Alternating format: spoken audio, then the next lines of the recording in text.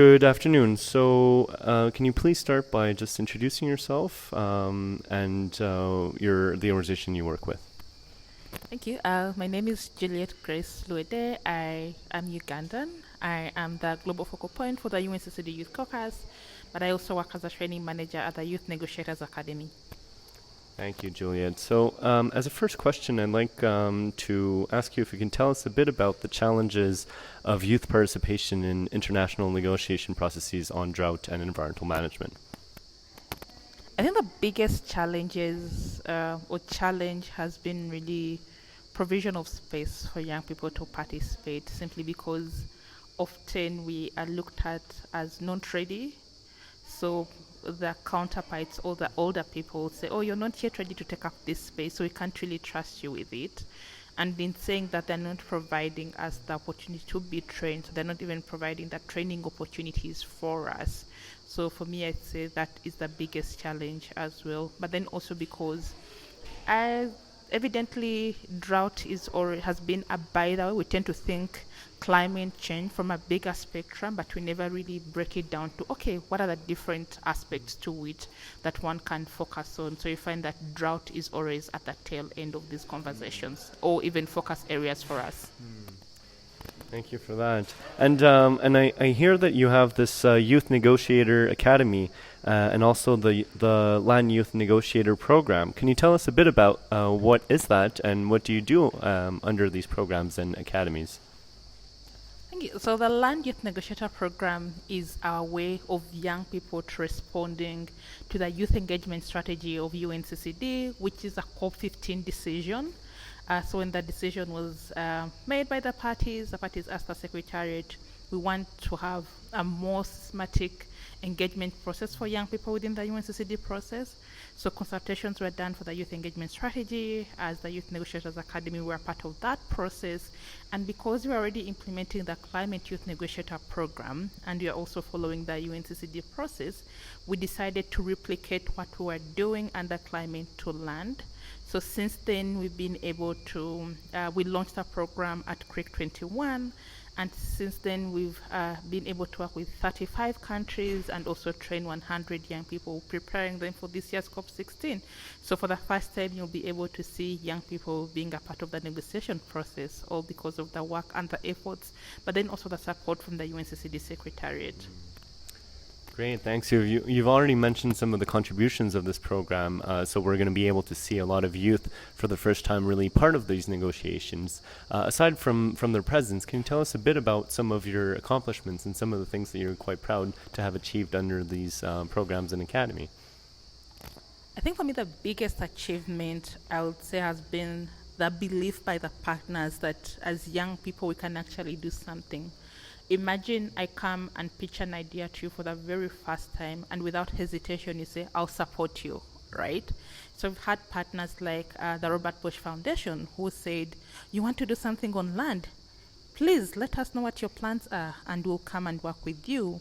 We've had also UNCCD give us its resources through its staff members.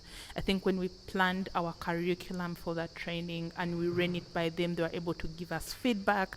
And then they said, I can connect you to this person who is good at this topic and they can come and speak to you. And even when we did the reach out, for example, I think the biggest influence for me has been Pamela Chesk, who follows the convention since the beginning, when we told her the excitement to just want to come and speak to the young people, but then not do it just once, do it twice, and then say, oh, if you have something that's happening at COP16, I also want to be involved. For me, I think that has been the one thing that has overwhelmed me, the kind of support that we've received from the partners, but then also from the young people's side, attending the sessions, consistently being there, asking questions, the willingness to learn.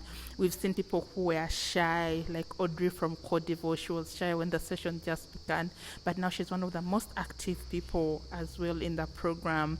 Seeing young people from different countries always speaking to each other and sort of relating their experiences from the countries that they're coming from, but then also saying, oh, that happens in Uganda, it also happens in Zambia, or it also happens in Zimbabwe, or no, even us in Mexico it happens, to see those interlinkages, but then also creating a space where young people get to speak to each other, for me, is really something that I am super proud to have contributed to. Fantastic, thank you. You're really creating a network of youth that is being empowered and really feel like they can have an active voice in these negotiations. So finally, as we're approaching COP16, do you have any messages to the national focal points, but also to your youth leaders, something that you like to say to them? I think to the national focal points, you might be a little bit scared and hesitant saying, these young people are new in the process. Why should I let them speak? Why should I let them take the flow? I think my recommendation would be trust them that they've received that training. Trust that they are actually eager to put into practice the knowledge that they've received, but then also mentor them, walk this journey with them, because that's the only way they'll be able to support you. Because many country delegations are usually small, but for us to be able to contribute to your country's delegation and bring you more young and youthful people with a lot of energy and eagerness to learn, tap into that and use that to your advantage. But then also make sure that they understand your country position so that they're able to actually spread the gossip. These are young people coming from different countries and they are speaking to each other. So you have an advantage right there in the fact that they have this network. And to the young leaders, be patient with yourselves. I know you've received this knowledge, this information, you're excited and you can't wait to put it in practice, but it's not going to come easy, right? You're going to be frustrated. Use that frustration to your advantage and make sure that you create as many opportunities for yourselves, but then also do not forget to amplify the voices of young people out there, because we are all watching you and we are all relying on you to make sure that in this year's COP16 decisions, young people are at the center of it all, and that there's mention everywhere of young people in the decision takes and everywhere, because that's why you're there. That's where you're representing us. So thank you for being in the negotiation rooms on our behalf. So when we meet you in the corridors and we whisper in your ear something that we'd like for you to say, please kindly consider it, but then also don't rush to act on it. I'd just like to know what the UNCCD communities of learning and practice, what do you think, in your opinion, they can bring to your youth negotiators? I think the UNCCD communities of learning and practice will be a good place and resource for young people to find information. One of the biggest struggles, personally, is finding UNCCD-related information out there on the internet. It's all flooded with UNFCCC information, so it's very hard to sort of sift through what works for UNCCD or what works with other conventions.